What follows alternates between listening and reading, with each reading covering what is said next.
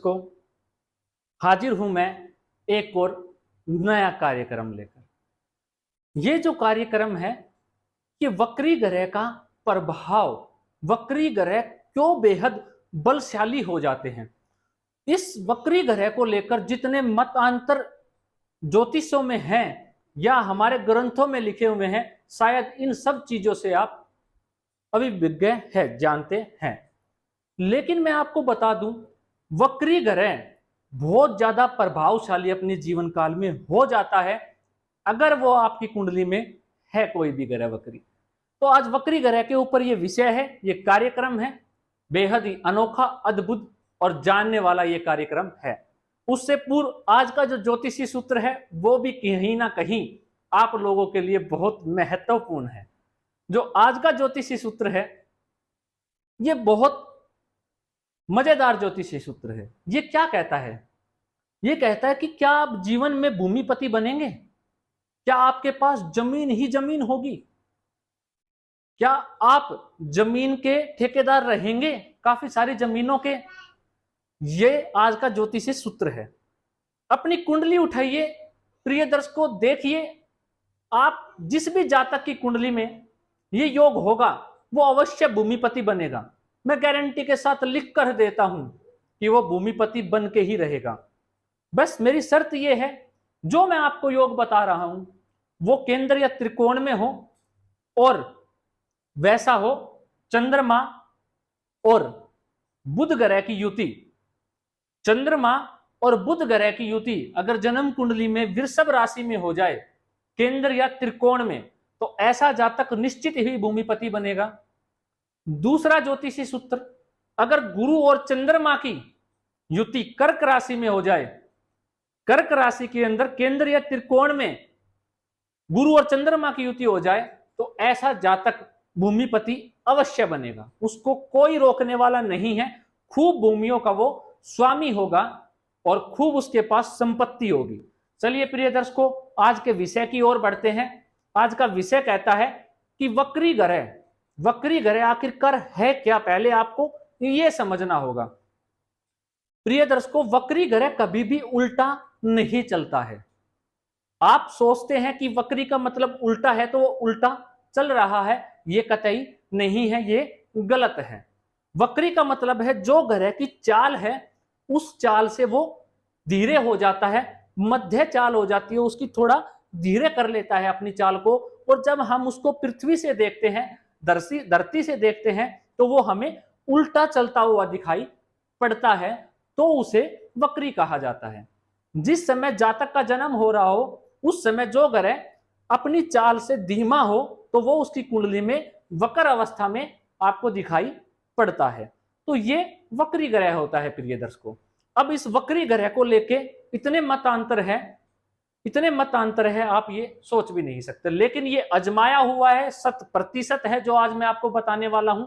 आप देख लीजिएगा, वक्री ग्रह हमेशा पावरफुल हो जाता है, ताकतवर हो जाता है। अगर कुंडली के अंदर, इस चीज को समझना प्रिय दर्शकों, मैं आपको उदाहरण से भी समझाऊंगा।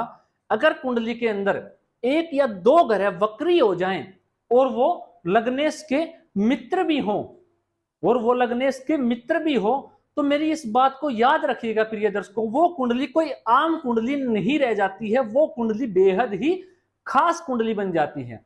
वो कुंडली आम कतई ही नहीं है, क्योंकि मैंने आपको कहा कि वक्री ग्रह बहुत बलशाली हो जाते हैं और वो अपना प्रभाव देने में जिंदगी में बाध्य रहते हैं। वो जिस भी जातक या जातिका की कुंडली में बनेंगे उसको वो सर्वश्रेष्ठ रिजल्ट देने के लिए बाध्य हैं।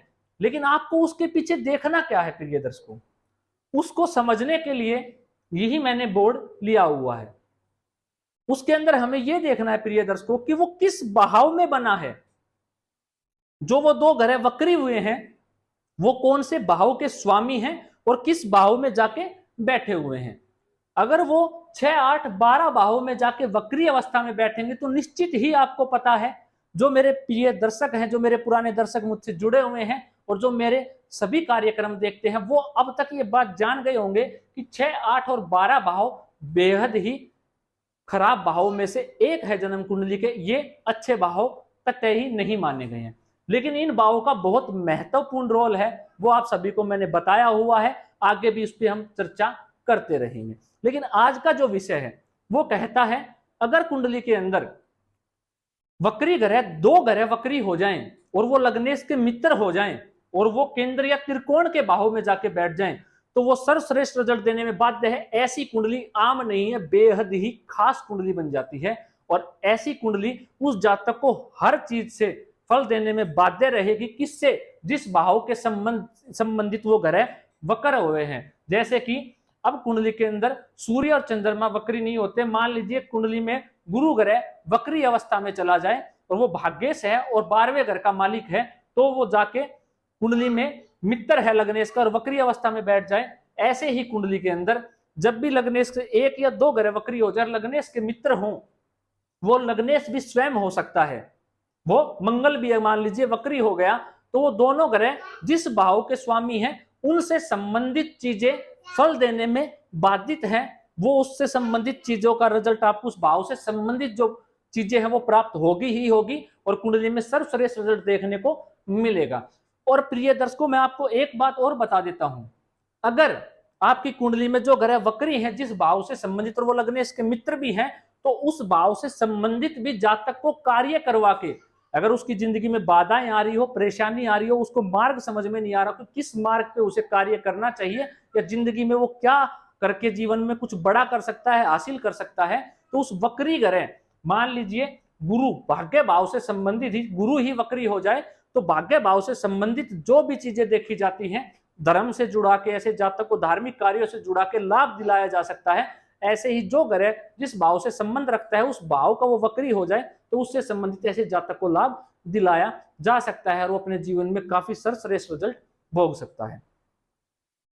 प्रिय दर्शकों, ये विषय भी बेहद ही खास था जन्म कुंडली में। आज आपने ये जान लिया होगा। मैं उम्मीद करता हूं आपको ये विषय समझ में भी आ गया होगा। अगर आपका कोई सवाल है तो आप निश्चित ही कमेंट कर सकते हैं, बिल्कुल पूछना मत भूलिएगा। ऐसे ही कार्यक्रम मैं आपके लिए और लेके आ रहा हूं बहुत जल्द, और बहुत ही महत्वपूर्ण कार्यक्रम आने वाले समय में आपको देखने को मिलेंगे।